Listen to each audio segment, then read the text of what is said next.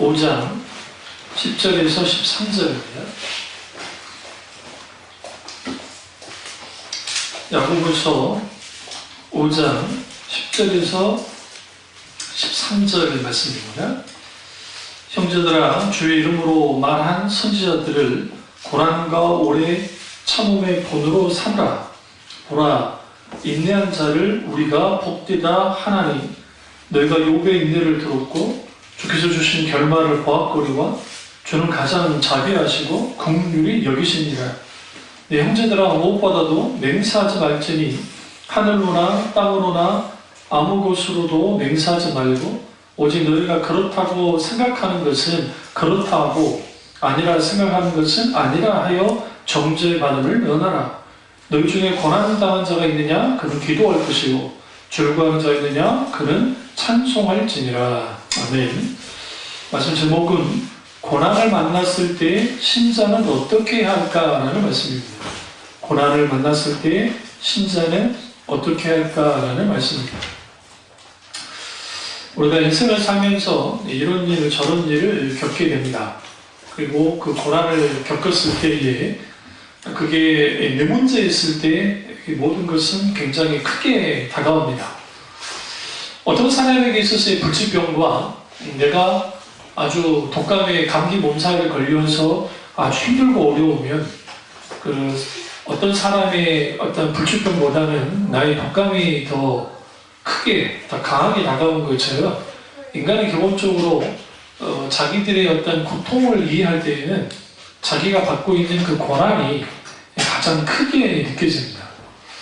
그리고 한치 건강한 말이 있죠. 그게 내 문제가 아니었을 때는 별거 아닌데 이제 또 내 문제가 아닐 때는 우리가 삼자로 이제 뭡니까 이렇게 해야 돼. 또 이 문제는 이렇게 하는 게 좋아 라고 훈수를 둘 수는 있지만 사실 그것이 내 문제가 됐을 때는 완전히 상황이 달라집니다. 그 사람이 믿음이 있느냐 없느냐는 고난을 당했을 때 분명하게 드러납니다. 그러니까 어떤 일이 벌어질 때 가장 먼저 할 것은 하나님 앞에 먼저 뭐 하는 거야? 엎드리는 거야. 거기에 모든 고난과 고통으로부터 승리할 수 있는 비결이 거기에 있습니다. 오늘날 우리가 고난을 당하게 되면 그 고난이 우리에게 아주 아픔을 가져다 줍니다. 그리고 그 고난이 결국 나를 어떻게 나의 밑바닥을 보게 만듭니다. 그 밑바닥에 섰을 때 내가 정말 믿음이 없던 사람이구나, 아니면 내가 이런 상황에도 하나님 앞에 감사할 수 있게 됐구나 하면서 그 믿음의 진가를 이제 알게 되는 거죠. 우리가 많은 사람들이 신앙생활하면서 어제의 하나님의 은혜로 사는 사람도 있어요. 혹은 어제의 하나님의 역사로만 사는 사람이 있어요. 오늘의 하나님의 은혜, 오늘의 하나님의 역사를 누리며 살지 못하는 세대가 오늘날 세대입니다. 그러다 보니까 우리가 어떤 사람의 문제가 있고 고난이 닥치면 집사님 힘내세요. 내가 기도해 줄게요. 라고 말은 하지만 기도하지 않습니다. 많은 사람들. 특별히 목사님들끼리 서로 조금 아는 목사님들끼리 할 때 무슨 이제 서로 이야기하다가 그러세요? 기도해 드릴게요. 안 해요. 기도 안 한다고요. 하시는 분도 있겠지만 거의 안 해요. 왜냐하면 관계가 없으면 어떤 그 관계성이 없으면 기도하지 않습니다. 그냥 말로만 사탕 발림으로 그렇게 하는 거죠.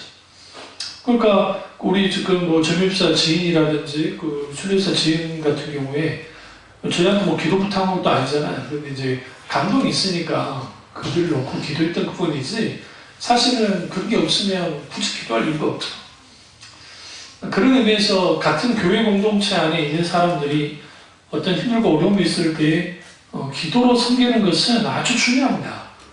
과거 우리 교회에 이제 나간 사람들 중에 그러지 않은 사람들이 꽤 있었는데, 그러니까 자기들이 아프고 힘들 때에는 막 기도할 줄 모르지만 저는 그렇지 않는 그런 사람들은 결국은 어떤 고난이 닥쳤을 때에 문제 앞에 섰을 때 그리스도를 바라보기 보다는 이제 그 환경과 상황과 자기 자신을 바라보게 됩니다. 거기에서부터 문제가 생기는 거죠. 특별히 몸이 아팠을 때 그 의사들의 한마디 한마디가 절대적인 거예요. 저 같은 경우에도 그 매니아로 발명돼서 아주 지금도 이제 싸우고 있는 중이지만 그 어지러움 쪽부터 시작해서 귀찮은 증상 그리고 엄청난 그 무력감 그 병이 주는 무력감이 있어요. 그 온 힘이 쭉 빠지고 그리고 그 뭐 식은가 이제 그 뭐라 그래요 그 어지럽기 직전에 그 엄청난 그 식은땀이 막 흘러요. 그러면서 그다음에 어지럽기 시작하고 그리고 이제 거기에서 그 완전히 부치는 것들이 있죠. 그리고 그런 게 다가왔을 때 감당하기 쉽지 않아요, 솔직히. 목사들 같은 경우는 멘토된 목사님이 있으면 좋은데, 그렇다 뭐 나를 뭐 교인들이 뭐 성도들이 얼마나 하겠어요. 그러니까 거기 이제 혼자 감당해야 되는 게 있고, 그러다 보면 거기에 보통 오는 그 압박감이 있습니다. 의사는 하는 말이, 이거는 분명하게 신장 쪽에 문제 있는 것이고, 자기 의사생활 속에서 100%라고 했었어요. 그래서 이제 소변검사나 피검사 다 해서 하게 되면 평생 아마 뭘 하든지 해야 될 거라고 집에다 말은 하지 않았지만 이제 그런 게 이제 있는 거죠.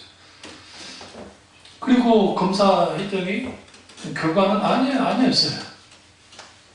그분이 은퇴를 하셨는데 그 의사생활 한 30년, 40년 하면서 100%라고 그래요, 100%라고. 저에게.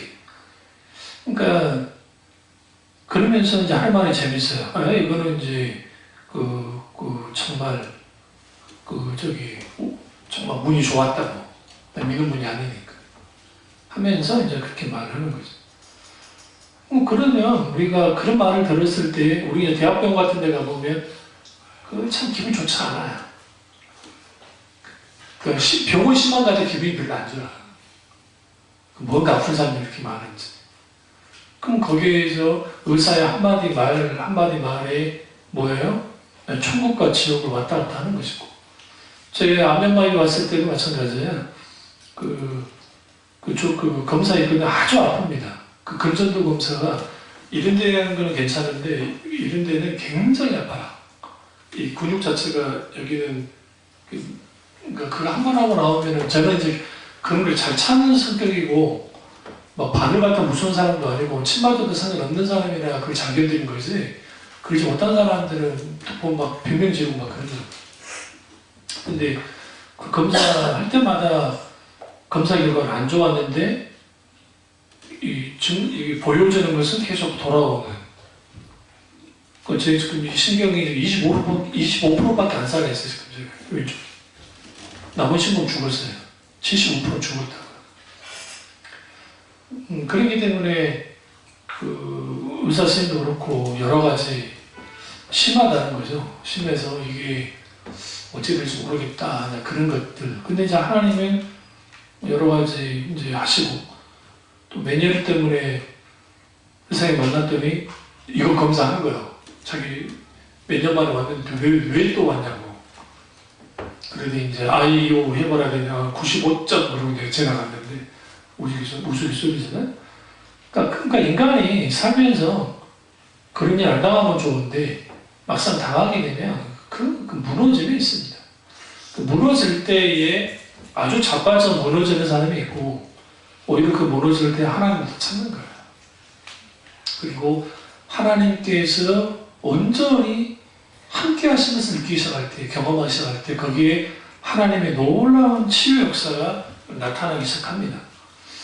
C.S. 루이스가 이렇게 말합니다. 고난은 주님이 주시는 변장된 축복이다 라고 했습니다. C.S. 루이스가 가장 사랑했던 아내가 병들어 죽습니다. 그것도 나이가 들어서 결혼했는데 이분 원래 결혼할 마음이 없었던 분이에요. 근데 그 부치병에 걸려서 죽었는데 이게 말이 안 되더라는 거예요. 그래서 그 고통의 이유라는 책이 있고 그 다음에 이제 다른 또 하나의 책이 있는데 거기에서 하나님께 계속적으로 묻는 거예요. 왜 이렇게 된 겁니까? 왜 이런 고난이 이렇게 닥쳐봐야 됩니까? 할 때에 그게 하나님의 뭐가 있었냐면 그 하나님의 숨겨진 어떤 섭리가 있었습니다. 그 안에서 그가 하나님의 놀라운 긍휼을 경험을 하고 그리고 신앙이 온전히 더욱더 성장하는 그러한 일들이 보게 되어졌습니다. 그리고 우리는 인생을 살다 보면 예기치 않은 고난을 당할 때가 있습니다. 이거는 신자든 불신자든 똑같아요. 같아요. 예수 믿는 사람이라고 해서 고난을 비껴가거나 예수 믿지 않는다고 해서 고난이 늘 만나는 것도 아닙니다. 그렇기 때문에 모든 사람들은 그 고난에 노출되어 있습니다. 왜 그러냐면 아담과 하와가 타락하고 그리고 그들이 죄를 짓고 난 다음부터 모든 인생은 그 고통 가운데 있을 수밖에 없어요. 그런데 고난은 결국은 한 단면만 보면 고통, 힘들고 어렵고 빨리 이거를 지나갔으면 하는 그런 마음들을 갖게 되는데, 근데 그 고난 이면을 딱 들여다보시면 거기에 숨겨진 하나님의 은혜가 있습니다. 세상 사람들은 고난을 당하면 자빠집니다. 아니면 완전히 사람을 의지합니다. 필요 이상으로 의사를 의지한다든지 아니면 주위 사람들을 의지한다든지, 그러면서 그 무슨 일이 이제 벌어지냐면 그 고난을 어떻게든 벗어나라고 발버둥을 쳐요. 발버둥을 치는데 발버둥을 쳐서 빠져나오면 괜찮아요. 그러면. 근데 빠져나오지 못할 때 아주 절망합니다. 그 절망하면 사탄이 이제 그를 가만두지 않죠. 그걸 통해서 이제 공격을 하는 겁니다. 그러면 고난을 만났을 때 그리스도인은 어떻게 대처해야 될까요? 첫째로 인내해야 됩니다. 야고보서 5장 10절 보세요. 오늘 본문이거든. 5장 10절 보면 형제들아 주 이름으로 말한 선지자들로 고난과 오래 참음의 본을 삼으라 라고 했습니다. 그러니까 고난하면 우리가 너무나 잘 아는 선지자들이에요. 근데 그 선지자들이 고난과 인내를 본으로 삼아라는 겁니다. 로마서 5장을 한번 가겠습니다. 야고보서 딱 잡으시고 로마서 5장을 가보시면 5장 3절과 4절은 다만 이뿐 아니라 우리가 환난 중에도 즐거워하느니 이는 환난은 인내를, 인내는 연단은 소망을 이룬 줄 알미로다. 여기서 환난은 모든 인간이 겪게 되는 고난입니다. 여러분, 우리가 죄를 지어서 고난당할 수 있고요, 아니면 욥처럼 죄 짓지 않고도 고난을 당하기도 하고요, 때로는 여러 상황 속에서 여러 고난을 당하게 됩니다.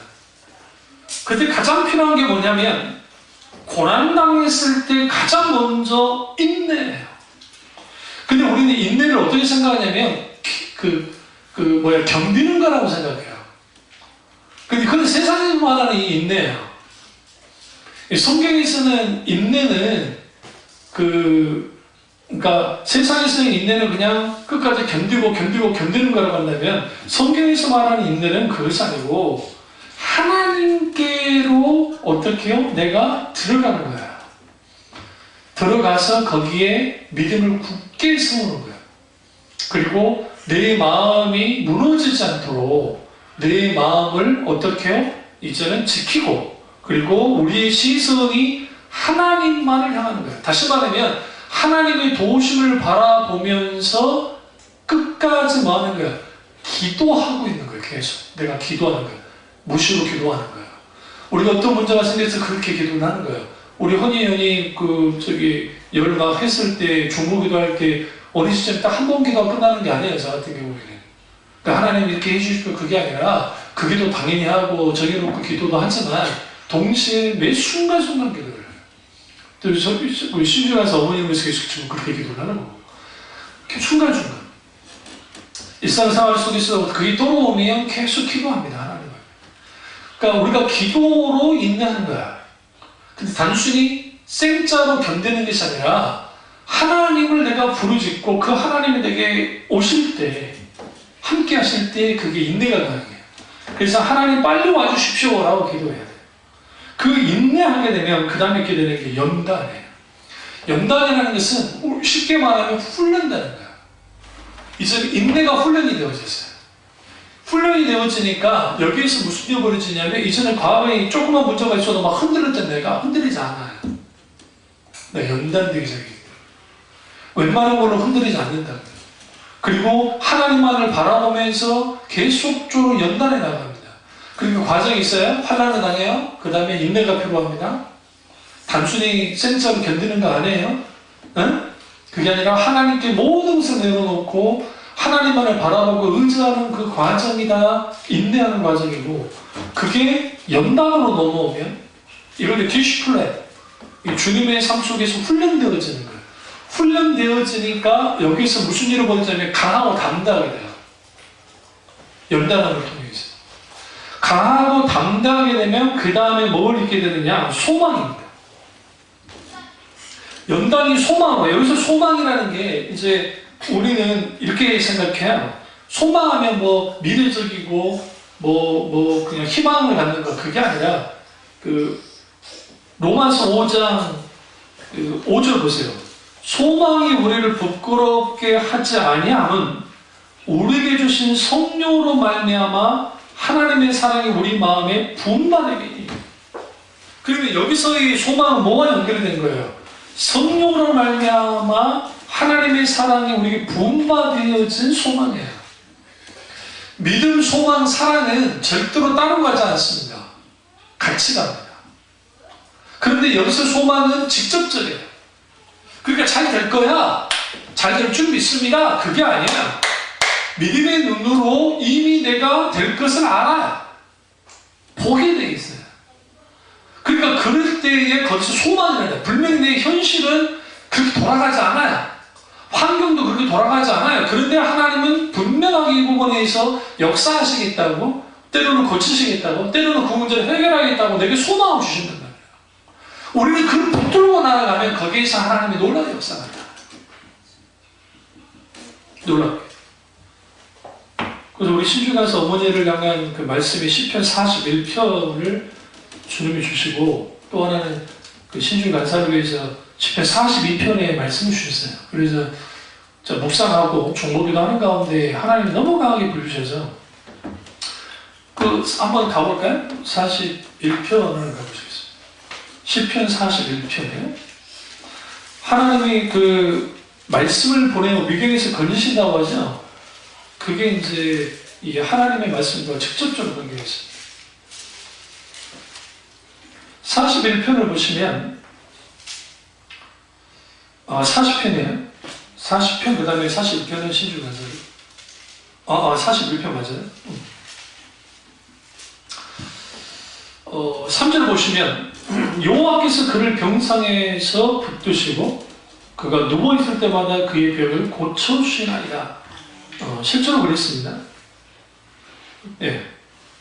예수 믿지 않고 완고하시지만, 그 4절, 내가 말하기를 여호와여 내게 은혜를 베푸소서, 내가 주께 범죄하였사오니 나를 고치소서 하였나이다. 하나님이 이 부분에 있어서 이제 그 회개를 촉구하시는 것 같아요.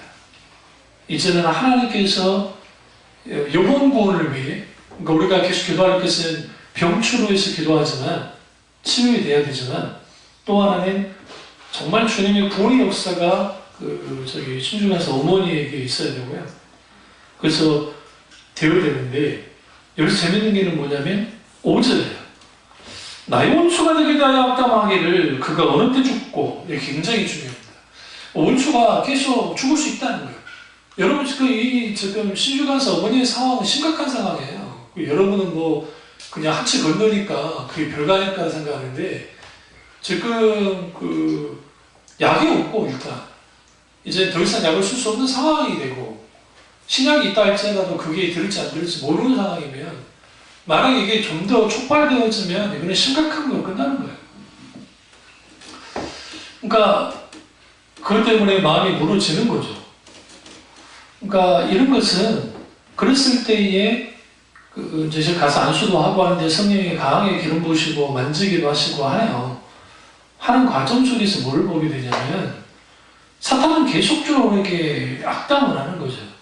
그래서 죽게 될 거다. 그 힘이 언제 없어지겠냐.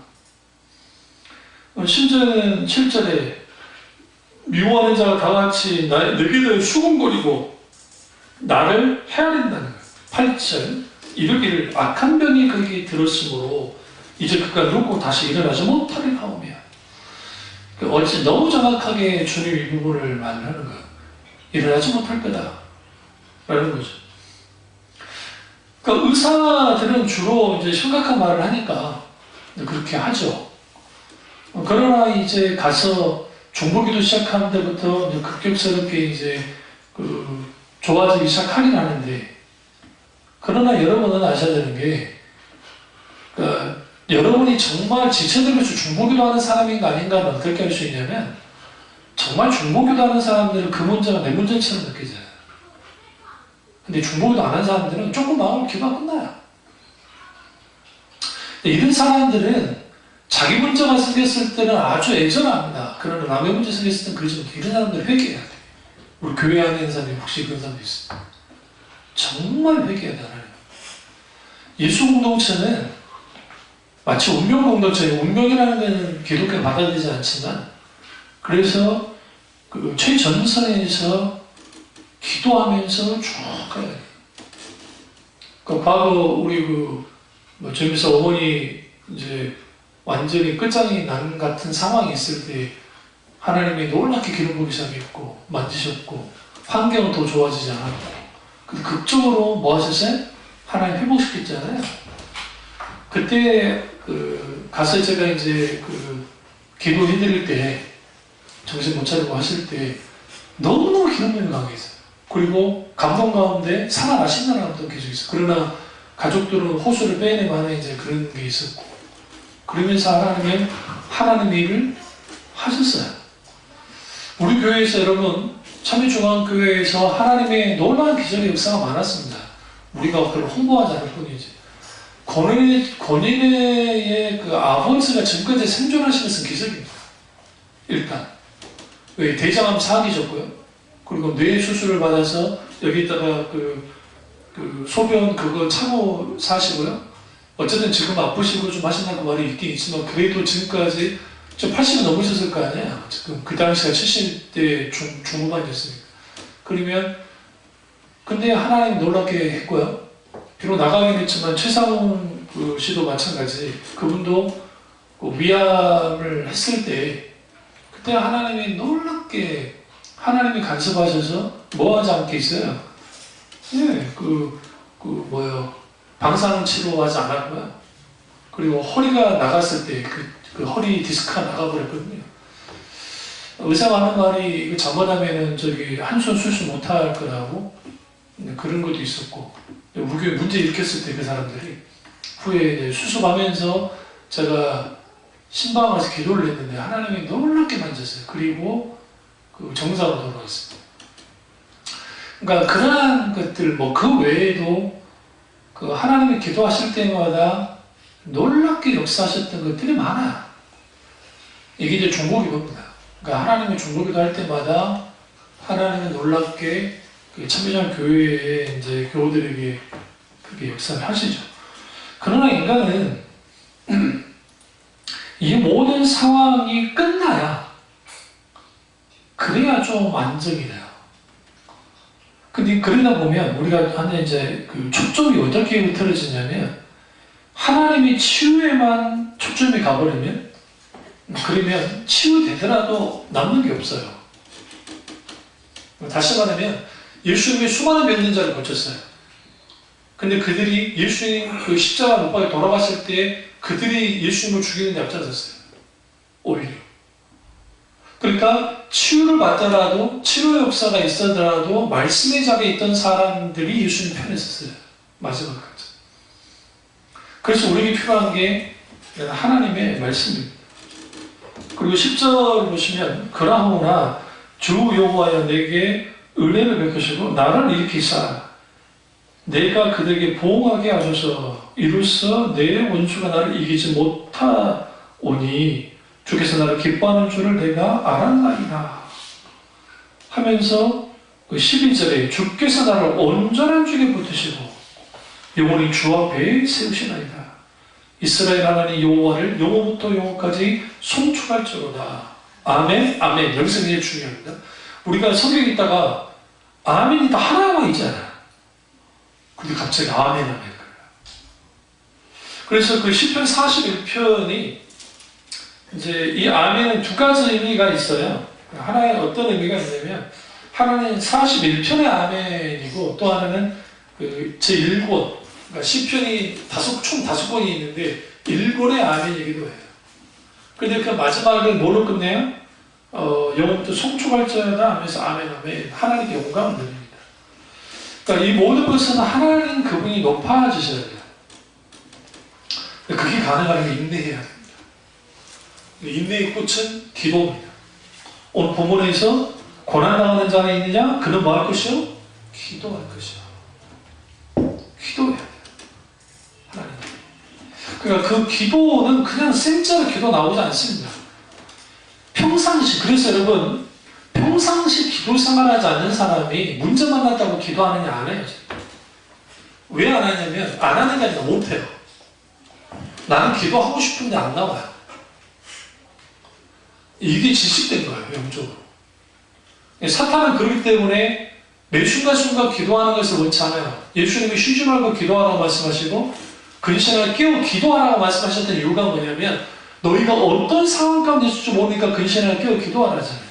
예수님이 십자가 못 박혀 돌아가실 때 제자들에게 너희는 깨워서 기도하라 했죠. 기도하지 않자 시험에 빠졌죠. 원수의 밥이 되잖아요. 그렇기 때문에 우리는 그 인내는 기본, 그러니까 신자에 있어서 인내는 기본인 거예요. 당연한 거예요. 근데 그 인내에서 반드시 필요한 게 뭐냐? 기도입니다. 기도해야 돼요. 시편 31편 6절을 보면 모든 경건한 자는 주를 만날 기회를 타서 죽게 기도할지라 진실로 홍수가 범람할지라도 저에게 믿지 못하리라. 그러니까 우리는 뭐 해야 되느냐? 우리는 매 순간순간 기회가 있으면 기회 있을 때마다 기도해야 돼요. 그런 의미에서 고난은 성도들에게 있어서 하나님을 만나는 기회가 돼요. 하나님을 만나게 돼요. 느슨했던 신앙이 다시 뭐하게 되면 각성되어지게 됩니다. 그래서 그럼 왜 우리는 고난을 당하는가? 인간이 기본적으로 고난당하는 것도 있지만 인간이 원래 연약하기 때문에요. 연약하기 때문에. 근본적으로 약한 존재이기 때문에 막 권력 있고 잘 나가면 막 허설을 떨고 막 잘난 체하잖아요. 근데 사실은 하나님이 살짝만 건드려 끝나요. 살짝만 건드려. 근데 끝장이 나는 거예요. 그런데 오늘날 우리는 그런 것도 없이 그냥 막 삽니다. 그러다 보니까 이제 이런 사람들 있죠. 아주 심지가 약한 사람들은 어떤 조그마한 고난과 역경만 와도 막 안절부절 못해요. 그래서 목사님에게 가가지고 목사님 어떻게 할까요? 뭐 이렇게 일일이 목사님들이 이제 일을 해주고 하죠. 이런 사람들의 특징이 뭐냐면 진득하게 하나님 앞에 부르짖어 기도하지 못해요. 우리는 부르짖어 기도하는 법을 배워야 돼요. 인생이 그렇게 넉넉하지 않잖아요. 쉽지 않아요, 사는 게. 이게 단순히 먹고 사는 문제를 말하는 게 아니고 쉽지 않다고요. 그러니까 20대 때는 다 할 수 있을 것 같고 10대 때도 다 할 수 있을 것 같았는데 막상 인생을 살다 보니까 그게 아니란 걸 알아요. 그때 우리는 분명하게 누구를 찾아야 되냐면 하나님을 찾아야죠. 하나님께 나와야 돼요. 그래서 고난 때문에 염려하거나 괴로워하지 말아야 됩니다. 왜? 세상에서 고난을 나 혼자 당하는 게 아니기 때문에. 그리고 고난은 예고 없이 찾아오는 경우가 많습니다. 그리고 우리 이 고난을 어떻게 해야 되느냐? 이 고난, 두 번째로 고난에 대한 바른 해석이 필요해요. 내가 왜 고난당했을까? 죄 때문일 수도 있고 나의 잘못된 라이프 스타일 그러잖아요. 여러분 잠도 안 자고 게임을 갖다가 막 하다가 PC방에서 죽은 사람도 있잖아요. 젊은 친구들이 며칠 동안 하다가 심장에 갑자기 무리가 와가지고 죽어버리잖아요. 그러면 그거 어떻게 할 거예요? 이번에 또 20대인데 외제 승용차 몰고 나갔다가 사고 나고 그 자리에서 즉사 죽어버렸거든요. 그럼 남아있는 가족들은 어떻게 할 거예요? 그게 고난. 그런 예기치 고난들이에요. 그러면 그 고난의 해석이 필요해요. 문제는 내가 하나님을 믿어요. 예수는 믿어요. 그런데 우리가 병이 걸린단 말이에요. 하나님이 막아주셔야지. 응? 어떤 사고를 당해요. 문제 가운데 있어요. 세월호 같은 경우가 아주 치명적이에요. 왜 그러냐면 세월호 안에 교회 안산에서 교회 다니는 그 친구들이 꽤 많았어요. 그 친구들. 그럼 하나님 뭐 하셨냐고 도대체 그 시간에. 이게 고난은 하나님은 항상 옳으시다라고 하는 신정론의 문제를 공격해요. 고난이. 사람들이 그래서 예수 믿지 않는 사람들이 조롱을 하는 거예요. 니네 하나님이 도대체 뭐 있냐는 거예요. 아우슈비츠 그 감옥의 그 수용소에서 니네 하나님 도대체 뭐 있냐? 강도를 만나서 어떤 상황이 벌어졌을 때 너 뭐 있냐? 라고 할 때 우리가 대답할 수가 없어요. 뭐가 없습니다. 고난에 대한 해석이 분명하지 않으면.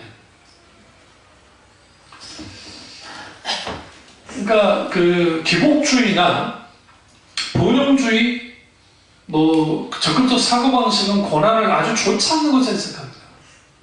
물론 이렇게 표현을 해요. 가장은 축복이라는 말을 하지만 고난은 빨리 벗어나야 되고 고난은 빨리 해결해야 되는 것이다. 그래서 거기에 나온 게 뭐냐면 믿음 만능주의가 나온 거예요. 기도하고 믿음으로 계속 기도하고 뭐 하면 다 고난을 이길 수 있고 벗어날 수 있고 그리고 내가 먼저 앞서서 막 기도하면 어떤 문제로부터도 벗어날 수 있다. 피할 수 있다. 라고 가르쳐요. 응? 성경 그렇게 가르치지 않는다. 성경 그렇게 말하지 않아요. 기독교는 고난을 두려워하지 않아요. 선지자들부터 시작해서 예수님, 사도들 다 고난을 두려워하지 않아요. 여기서 고난은 외부적인 핍박뿐만 아니라 인간의 삶에서 있게 되는 병으로부터 온 것이든 환경으로부터 온 것이든 물질적인 것이든 어떤 것이든 그런 게 왔을 때 그것에 대해서 두려워 떨지 않았어요. 왜 그러냐면 우리는 소위 오늘만 사는 사람이 아니고 우리 영원을 사는 사람들이기 때문이에요. 오늘날의 시대의 트렌드는 오늘만 사는 것처럼 살자잖아요. 그러니까 그 예로 무슨 문화 있잖아요. 한 번에 막 그 인생 나를 위해서 투자하고 확 살고 막 그게 즐기면서 살자. 응? 어떻게 보면 참 귀한 것 같긴 한데 그들에게 있어서의 인생은 뭐냐면 오늘 하루밖에 없는 거예요. 사실 저나 여러분에게 주어진 시간은 오늘 시간이에요. 내일이 아니에요. 근데 그 오늘이라는 시간 속에 영혼을 담아야 돼요. 다시 말하면 영혼이라는 관점에서 우리 고난을 이해해야 된다고요. 영원한 생명의 관점에서 고난을 이해해야 된다고요. 그래야 내가 지금 당하고 있는 이 고난이 그렇게 큰 건 아니라는 걸 알아요. 제가 설교는 제가 이렇게 나오고 있지만 그 고난을 제게 당했을 때 저도 똑같이 흔들린다니까요. 근데 분명히 성경에서는 그래서 분명하게 말을 하냐면 인간에게서 가장 치명적인 가장 큰 고난이 죽음이잖아요. 야이로의 딸이 죽었어요. 근데 성경의 기사는 아주 두 가지로 나오는데 하나는 야이로의 딸이 아주 죽지 않고 있는 상황에서 예수님께 찾아갔다는 기록이 있고 보험서를 보시면 그 관원의 딸이라는 표현에서 그게 야이로예요. 근데 이미 죽었는데 왔다는 식으로 표현된 것도 있어요. 그런데 이 두 개 다 따라가지고 문제 해결하러 왔잖아요. 이제 심각한 질병을 고치려고 갔잖아요. 그런데 죽어버렸어요. 그러니까 사람들이 뭐합니까? 조롱합니다. 예수님이 이제 야이로 집에 가가지고 그 땅에 잔다고 하니까 이게 사람들을 조롱하고 웃었습니다. 그때 예수님이 어떻게 고난에 대해서 주님이 해결하고 나가시냐면 일상생활처럼 가잖아요. 그러니까 자고 있는 애를 깨우듯이 깨워요. 주님이 달리다 쿵 하면서 알아봐. 이게 뭐냐면 야 이제 일어나. 아침 됐을 때 일어나. 그거예요. 그런데 얘가 일어나요. 그러자 성경이 뭐라 합니까? 그들이 하나님께 영광을 드리고 죽게 돌아온 자가 많았다라는 성경을. 이를 통해서 우리에게 있어서의 고난은 치명적입니다. 그런데 그걸로 끝나지 않습니다. 세상 사람들에서 고난은 그걸로 끝납니다. 그러니까 슬픈 거예요. 그러니까 억울한 거예요. 그러니까 고통스러운 거예요. 그러니까 더 하나님께 대해 악해지는 거예요. 여러분 생각할 때 죽을 병 걸렸는데 예수 믿을 것 같죠? 절대 안 믿어요. 그럼 어떻게 할 수 있느냐? 이제 뭐 그 호스피스나 그런 그 목회하는 사역하는 목사님들 계시는데 그분들이 죽음 앞으로 있는 분에게 복음을 제시할 때 절대 안 받아들여요. 우리 같으면 받아들일 것 같잖아요. 안 받아들여요.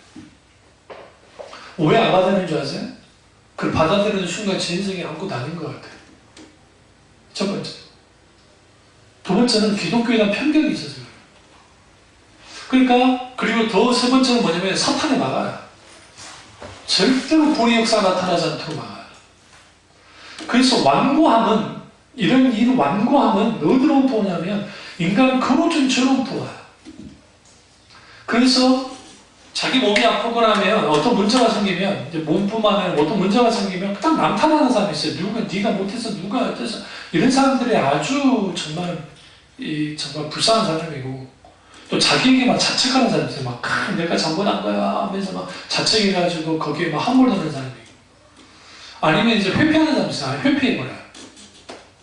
아니 그냥 아닌 거야. 무조건 아닌 거야. 회피한다고 될 일이 아닙니다.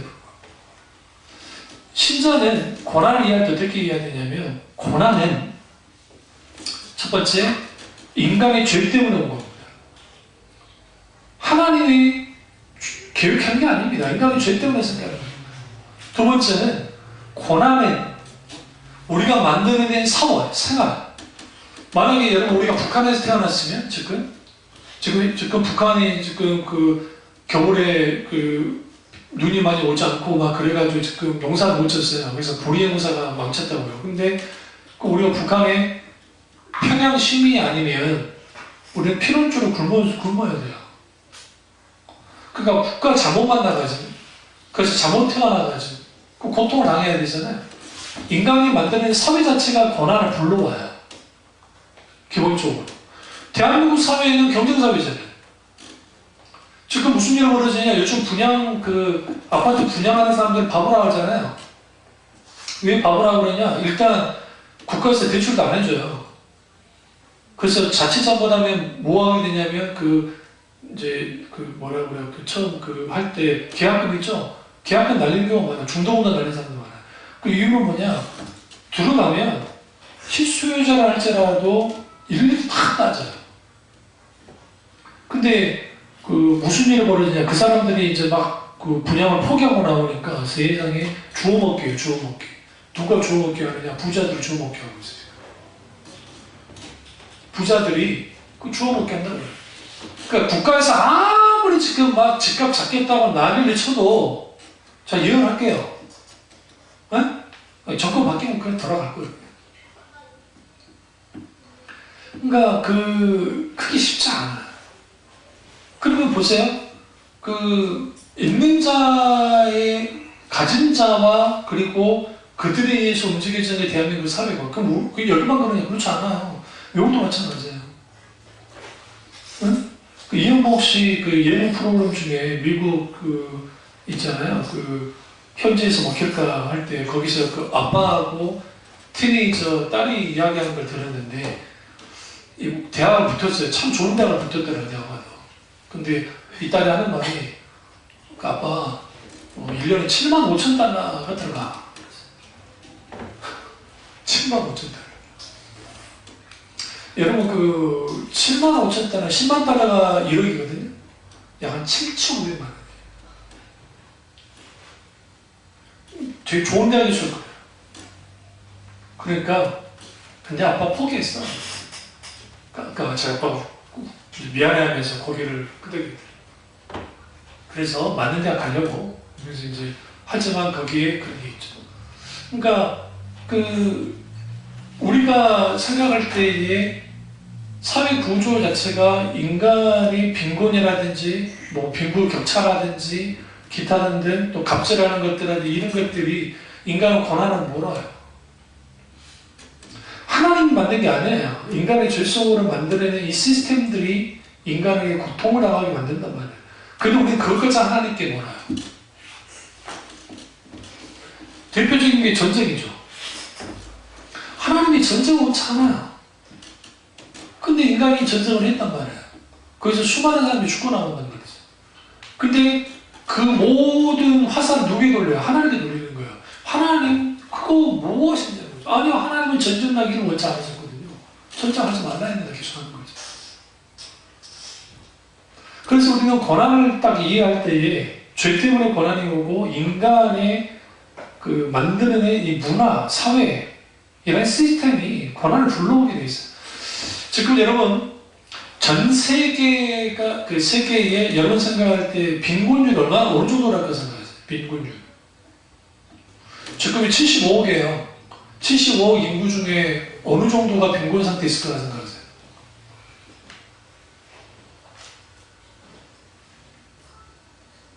50%가 넘어, 50%가. 거의 좀 많이 잡으면 거의 35억 이상이, 거의 40억이 빈곤 상태에 있어요. 그 더 놀라운 거 뭔지 아세요? 그 세계 10대 부자 있죠? 세계 10대 부자가 전 세계 부의 50%를 갖고 있어요. 10명이 90표라면 10명이 전 세계 부의 10%, 그러니까 50%를 갖고 있다고요. 우리 그 사람들을 위해서 만약에 먹고 살 수 있도록 못하는 게 아니에요. 해줄 수 있어요. 해주기만 해도 지구상에 있는 빈곤율은 전혀 없어요. 그 대표자가 우리나라예요. 우리나라는 쌀이 남아돌아요. 그 이유는 쌀을 많이 생산해서가 아니에요. 쌀을 안 먹어서 그렇지. 그러니까 우리는 아주 낮아요. 그러니까 통일돼도 북한 사람들은 먹을 게 없으니까 쌀을 주로 먹는 거지. 그게 다 가능한데 이제 중요한 건 뭐냐면 인간이란 이 빈곤의 문제는 절대적입니다. 한국 사회, 그러니까 제가 우리 때가 제 나이를 생각해 보니까 53년도에 전쟁이 끝났잖아요. 6.25 전쟁이. 그리고 난 다음에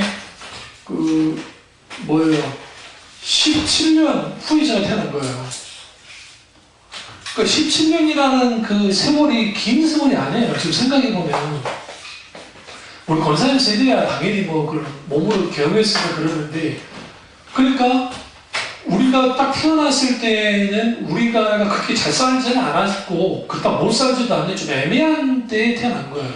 그리고 80년대에 좀 달라지고 88 올림픽을 기점으로 해서 우리가 완전히 바뀌어지잖아요.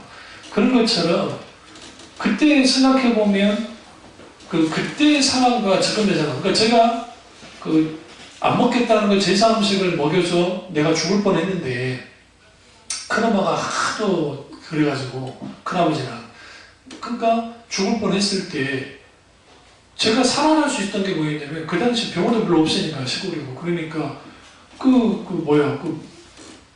체양을 따주는 집이 있어요. 집집마다. 다행히 큰엄마, 큰아버지 집이 시장통에 있었기 때문에 그런 집이 꽤 있었다고요.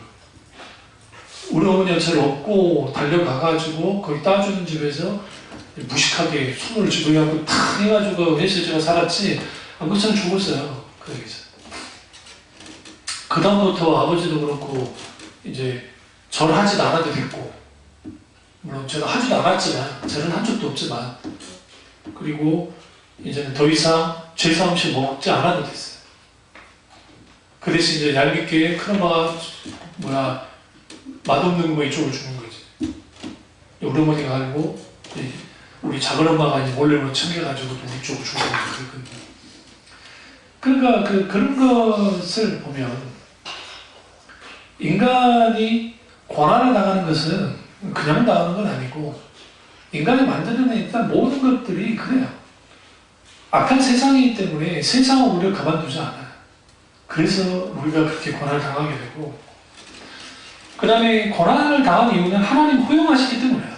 이게 제일 중요합니다. 왜 하나님은 우리에게 고난을 허용하실까? 너 한번 고통 당해봐라, 고생해라, 그 이유가 아니에요. 그게 아니라 인간은 하나님을 떠나서는 살 수 없다는 분명히 알기를 원해요. 하나님께서. 그게 아니면 내 마음대로 사는 거예요. 한계를 알기 원했어요. 그래서 주님이 고난의 형통의 법과 고난의 법을 같이 주셨다 했잖아요. 계속 고난만 주면 뭐예요? 사람이 절망해버리고, 형통만 하면 한없이 높아지니까 전도서에 뭐라 해요? 교차해서 주셨다 했잖아요. 그러면서 그걸 통해서 뭘 알게 만드냐면 내가 하나님으로만 살아야 된다는 것을 알게 하기 위해서 고난을 허용하는 거예요. 그리고 그 고난이 아픔으로 끝나지 않도록 그 고난이 결국은 뭐와 연결되냐면 세 번째, 어떤 고난을 당하더라도 반드시 십자가로 가지고 나가야 됩니다. 십자가. 고난을 만났을 때 가장 최고의 대처법은 십자가로 나가는 거예요. 예수 그리스도의 십자가의 고난으로 나가는 거예요. 누굽니까? 사랑의 원자탄 썼던 손양원 목사님이 생때 같은 두 아들을 죽었을 때, 여수 받았었거든요. 그때 그분이 상상할 수 없는 그 고통 가운데 있을 때 십자가로 나갔어요. 그리스도의 십자가. 그래서 감당한 거예요. 그래서 용서한 거예요. 그리고 그걸 통해서 그리스도의 사랑을 드러냈던 것처럼 오늘날 우리에게 그게 필요합니다. 그러니까 예수 그리스도의 십자가는 단순히 교리로만의 십자가가 아니에요. 그 예수 그리스도의 십자가는 실제적인 십자가가 돼야 돼요. 나를 위해 고난당했던 예수 그리스도, 그분에 대한 묵상하는 필요합니다. 그리고 네 번째는 뭐냐면 우리가 고난을 당했을 때에 우리의 시선이 하나님께만 향해야 돼요. 다시 말하면 하나님만 바라봐야 돼요. 그러나 우리는 필연적으로 두 가지의 시선이 달라요. 하나님, 나에게 고난을 주게 한 요인에게 가요, 요인. 왜 내가 고난당했지? 하고, 첫 번째. 두 번째는 뭐냐면, 나를 향해. 고난당하는 나를 향해. 그러니까, 사람이 뭐 하게 되냐면, 우리의 문제에 넘어있는, 고난 넘어있는 하나님을 보지 못하고 문제만 보는 거예요. 계속 문제, 고난, 어떤 상황, 거기만 계속 눈을 두니까 거기에 계속 내가 사로잡혀요. 묶여요, 거기에. 그리고 나를 봐요. 내가 내 처지가 너무 불쌍한 거예요. 불안하고.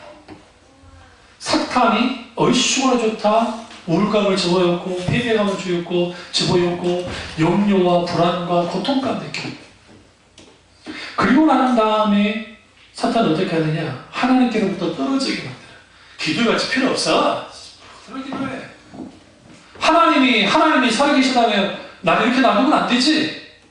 하나님 없는 거야. 죽었어. 목사 새끼들이 뭐 하려고? 교인들 피 빨아먹고 탁 빨아먹으려고 만들어낸 거지. 그게 어디서 성경 다 거짓말이지. 실제로 고난당하고 하는 사람들 중에 그런 사람들 생각도 많습니다. 그렇기 때문에 우리는 우리의 시선이 하나님께 떨어지지 않도록 해야 돼요. 이게 대표적인 게 베드로예요. 베드로가 무리를 걷잖아요. 그때 그 시선이 어디를 향했어요? 바람이 분들아 있다, 성경에. 파도가 아니에요. 그게 바람이 불었어요. 그리고 두려워, 성경에 보시면 뭘 봤다 했어요? 딱 보세요. 성경에 보시면 두려웠어요. 뭐가 두려웠어요? 바람을 보고 빠진 게 두려워있다. 그래서 파도가 보인 거예요. 드디어 바다가 보인 거예요. 그럼 푹 빠진 거예요. 근데 이때 이렇게 굉장히 중요한 게 있어요. 우리는 두려워할 수 있고, 우리는 넘어질 수 있어요. 그런데 베드로처럼 해야 돼요. 베드로의 시선이 누구를 향했어요? 순간적으로 문제에 향했지만, 예수님, 살려주세요. 그러자 주님이 뭐 했어요? 즉각 잡았어요. 이게 굉장히 필요해요. 문제와 고난을 만났을 때에 우리는 넘어질 수 있다. 때는 우리 시선이 문제를 향하기도 하고 환경을 향할 수도 있다. 그러나 결국은 뭐 해야 된다? 즉각 우리 시선이 하나님께 맞춰져야 된다는 거예요. 그래서 말씀이 필요해요. 그래서 여러분이 어떤 문제 생겼을 때, 고통 가운데 있을 때 집중적으로 설교를 들어야 되고, 어느 때보다 집중적으로 설교를 들어야 되고, 또 하나는 도움이 되는 책을 읽어야 되고, 그리고 또 하나는 당연히 성경은 기본이에요. 그리고 또 하나를 한다면 찬양이에요. 찬양. 그러니까 필요한 말씀, 설교, 저희 교회에 이 설교를 쌓아놓은 이유가 뭐라고 생각하세요? 지금 교회에 이제 쌓아지잖아요. 우리 홈페이지에. 쌓아준 이유는 제목까지 같이 올라오잖아요. 그러니까 우리가 어떤 상황에 있을 때 그게 세월이 좀 지났다 할지라도 그 설교를 들어야 돼요. 저 같은 경우는 멘토되는 목사님 설교를 집중적으로 듣습니다. 어떤 힘들고, 그러니까 평상시에도 듣는 것도 있지만, 어떤 문제와 상황이 있든 집중적으로 듣고, 그리고 더 많은 찬양을 봐요. 그리고 더 많은 찬양을 듣고 더 기도하면서 쭉 나가요. 그럼 거기에 처음에 내가 이렇게 눌러있고 있던 상황에서 내가 탁탁탁 벗어나요. 그리고 놀랍게 하나님과 함께 하시고 역사하세요. 이후에 자유가 됩니다. 놀랍게. 그게 있기 때문에 우리는 반드시 이 고난을 당했을 때에 우리의 시선이 어디를 향해야 된다? 하나님을 향해야 된다. 나와 환경에만 가면 안 돼요. 근데 여기서 조심해야 될 게 뭐냐면 그 대신 현실은 직시해야 돼요. 그러니까 그 현실을 어떻게 직시하냐면, 그래서 고난당하거나 시험당했을 때 그 성경에 뭐라 하냐면 지혜를 구하라 성경에 말하거든요. 하나님의 지혜를 구해야 돼요. 여기서 지혜는 뭐냐면 내가 왜 그 고난을 어떻게 할 거냐. 그러니까 우리가 어디에다가 우리가 그 에너지를 낭비하면 안 되냐면, 우리는 자꾸 왜 이 문제가 내게 생겼지만 해요. 그러니까 원인을 찾아요. 계속. 내가 왜 이렇게 됐지? 왜 이런 문제가 생겼지? 나는 왜 그런 걸까? 나는 이거 어떻게 하면 좋지? 거기에 계속 그러다 보면 모든 에너지를 거기에 쏟아요. 그럼 거기에 묶여요. 그건 차후의 문제예요. 그리고 내가 그렇게 생각한다고 해서 알지도 못해요. 그럼 뭐 해야 되느냐? 이렇게 기도하셔야 돼요. 하나님, 내게 왜 이 고난을 허용하셨습니까? 라고 물어야 돼요. 첫 번째, 왜 고난을 허용하셨습니까? 왜 내게 허용하셨나요? 두 번째, 어떻게 하길 원하세요? 이 고난 속에서, 이런 상황 속에서 어떻게 하길 원하십니까? 라고 물어야 돼요. 아버지, 내가 어떻게 하길 원하세요? 주님 말씀하신 대로 계속 물어야 돼요. 주님 어떻게 하길 원하십니까? 내 집 감동 가운데 들려지지 않으면 설교를 통해서 들려지기도 하고, 어쩌면 때로는 주님의 찬양 가운데, 아니면 누군가의 대화 속에서 들리기도 하고, 아니면 내 집 감동과 기타는 다양한 방법으로 주님 말씀하세요. 그리고 그 속에서 내가 고난 자체의 해결을 위해서 기도하는 게 아니라, 그것은 차후의 문제고, 이 고난에 대한 실질적인 뭘 보는 거예요? 믿음의 해석을 가하는 거예요. 그래서 우리는 여기서 뭐까지 나가야 되냐면, 다섯 번째, 고난을 묵상하는 거예요. 고난 자체를 묵상하는 거예요. 어떻게 묵상을 하느냐? 예수 그리스도가 고난 당하셨죠? 내가 똑같이 고난 당해. 근데 이게 내 죄 때문에 당하든, 뭐 사회의 부조리 때문에 당하든, 아니면 환경 때문에 당하든, 어떤 기타든 당하든 간에 당했어요. 당했는데 이것에 대해서 내가 이제는 그 주님 앞에 나아가서 충분히 묵상. 이게 뭐냐? 시편이에요. 시편을 보시면 시편에 그들의 엄청난 고난을 당합니다. 그 고난에 대한 기록들이 막 나와요. 근데 놀라운 건 뭐냐면, 제가 아무거나 한번 내가 열고 한번 볼게요. 이게 타문시가 많으니까. 여기 보면, 28장 보면, 여호와여 내가 주께 부르짖으니 나의 반석이여 내게 길을 막지 마소서. 주께서 내게 잠잠하시면 내가 무덤에 내려간 자와 같을까나이다. 내가 주의 지성소를 향하여 나의 손을 들고 주께 부르짖을 때에 나의 간과한 소리를 들으소서. 악인과 악을 행하는 자들과 함께 나를 끌어내지 마옵소서. 그들은 그들은 그 이웃에게 화평을 바라나 그들의 마음에 악독이 있나이다 하면서 쭉 나와요. 그러다가 그가 뭐라고 하냐면 6절에 보시면 6절에 여호와를 찬송하며 나의 간과한 소리를 들으시려다. 여호와는 나의 힘과 나의 방패시니 내 마음이 그를 의지하여 도움을 얻었도다. 그러므로 내 마음이 크게 기뻐하며 내 노래로 그를 찬송하리로다. 여호와는 그들의 힘이시요 그의 기름 부은 자의 구원의 요새시로다. 주의 백성을 권하시며 주의 사람의 복을 주시고 또 그들의 목자가 되시어 영토록 그들을 인도하소서. 이게 뭐냐면 내가 부르짖잖아요. 그리고 악한 자들이 그를 엄청난 시편 기자를 고통 가운데 합니다. 결국은 뭐라고 해요? 찬양한다고 하죠. 왜 그렇게 가능하느냐? 내 고난에 하나님을 끌어들여야 돼요. 내 고난에 하나님을 끌어들인다 말은 뭐냐면, 내가 그 고난 자체를 묵상하고 나갈 때, 내가 지금 믿음으로 해석을 가고 묵상하고 나갈 때, 내가 부르짖기도 하면서 내 고난에 함께 달라 기도하는 거예요. 이게 신학적으로 체휼하신 하나님이에요. 체휼하신 하나님이라는 말은 무슨 말이냐면, 우리와 똑같이 사람이 되셔서 같이 고통을 당하는 하나님이에요. 그러니까 고난 가운데 같이 고통당하시는 하나님을 경험하지 못하면, 경험함을 통해서 거기에 우리의 그 고난을 향한 묵상 속에서 그 함께 고통당하는 하나님을 경험하게 될 때, 나 혼자 있지 않다는 걸 알아요. 나 외롭지 않다는 걸 알아요. 내 자식이, 내 누구도 내가 마음을 알아주지 못해도 하나님이 함께 하심을 통해서 내가 넉넉히 이긴다는 걸 알게 되고, 그 고통 가운데 함께 있는 하나님으로 말미암아 내가 뭐 하는 거예요? 주는 나의 힘이시고 용서십니다. 그러면 내가 영원토록 주님을 찬양한다고 하는, 시편의 무려 거의 3분의 1이 타원시입니다. 타원시의 핵심은 고통과 고난과 역경과 문제 앞에 있던 사람들이 하나님 앞에 뭐 하는 거예요? 호소하는 거예요. 그런데 처음에는 다 똑같아요. 원망 비슷하게 나와요. 왜 이러세요? 내가 뭘 그래 잘못했다고. 그리고 계속 그들이 뭐합니까? 내가 왜 문제가 생겼지? 나를 바라보고 환경만 바라보고 하나님 안 바라봐요, 처음에는. 근데 갑자기 시편 42편에 뭐 말하자면 내 영혼아 어찌하여 내가 불안하여 막 떠나는 거죠. 너는 누굴 바라라? 주님만을 바라라면서 시선이 하나님께로 옮겨져요. 하나님께로 옮겨지면, 그 옮겨졌을 때에 그 하나님께서 이제 우리 고난의 문제에 대해서 나를 홀로 내버려 두지 않고 함께 오신다.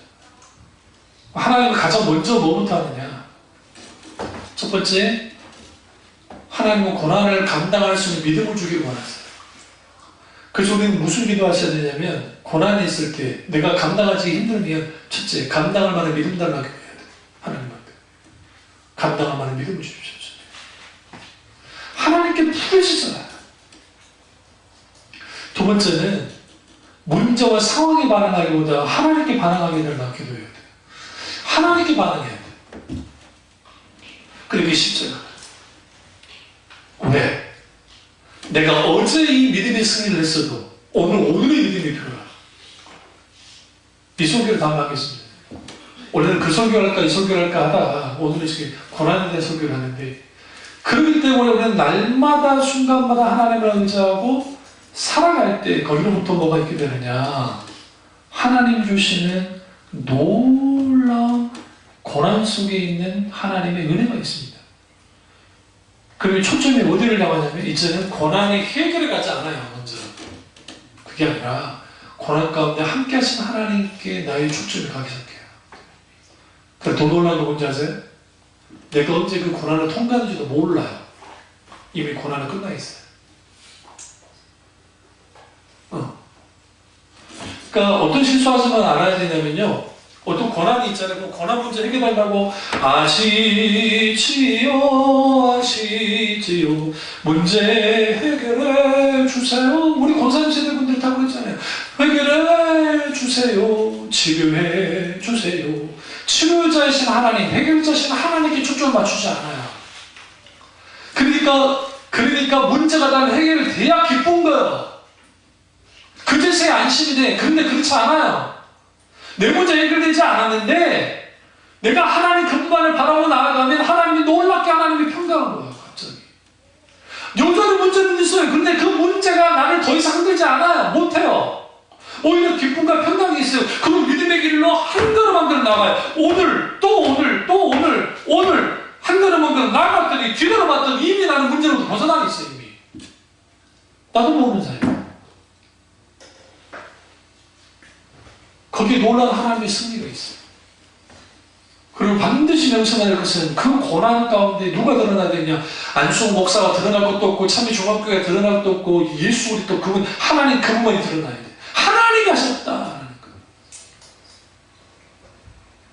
그걸 통해서 우리가 뭐 하는 거예요? 신앙을 각성하고 나아가면 오히려 고난이 뭡니까? 우리에게 더 큰 은혜가 됩니다. 이 놀라운 은혜가 저와 여러분 있기를 주님으로 축원합니다. 기도하겠습니다. 기도하실 때 오늘 이 말씀이 나의 말씀이자